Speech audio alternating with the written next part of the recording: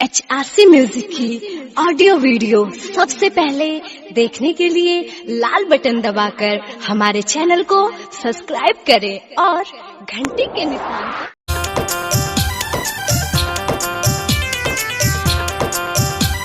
सुन रहा है जी Kanchan recording music by Mantu Mani.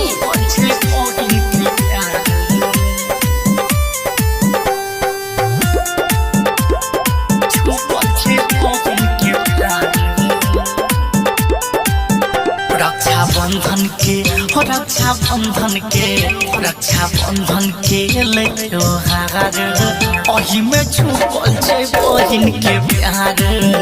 Raksha Bandhan के ले त्योहार ओही में छुपल छै बहिन के प्यार।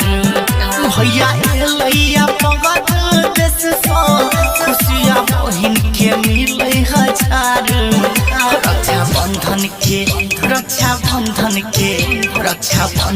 के ले त्योहार ओही में छुपल छै बहिन के प्यार। रक्षा बंधन के ले त्योहार ओही में छुपल छै बहिन के प्यार।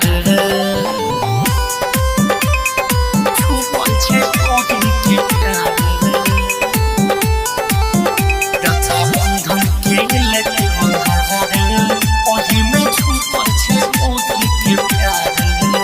भैया लागे छै कृष्ण मुरारी जेना ओही सजने छै पूजा के थाली कोना।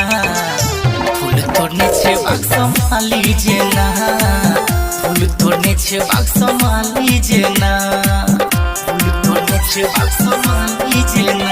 भैया लागे छै कृष्ण मुरारी जेना ओही सजने छै पूजा के थाली कोना। फूल तोड़ने छै बाक्समाली जेना फूल तोड़ने छै बाक्समाली जेना।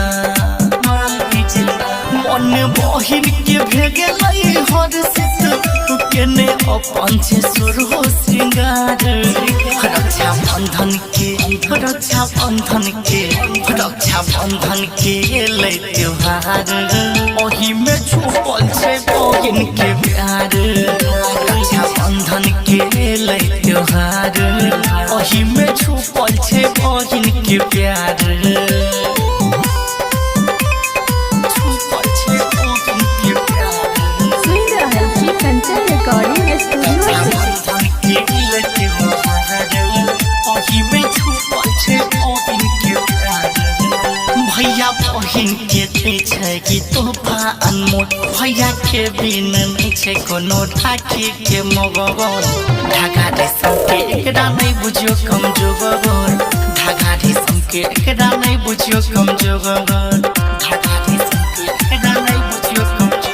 भैया बहिन के दै छै कि तोहफा अनमोल। भैया के बिन नहीं छै कोनो राखी के मोगोर। धागा रेशम के एकरा नहीं बुझियो कमजोर। धागा रेशम के एकरा नहीं बुझियो कमजोर। नहीं बुझियो कमजोर। राघव राज हरिश्चंद्र कहैया राखी प्रेम में बांधल संसार। रक्षा बंधन के ले त्योहार ओही में छुपल छै बहिन के प्यार। रक्षा बंधन के ले त्योहार ओही में छुपल छै बहिन के प्यार।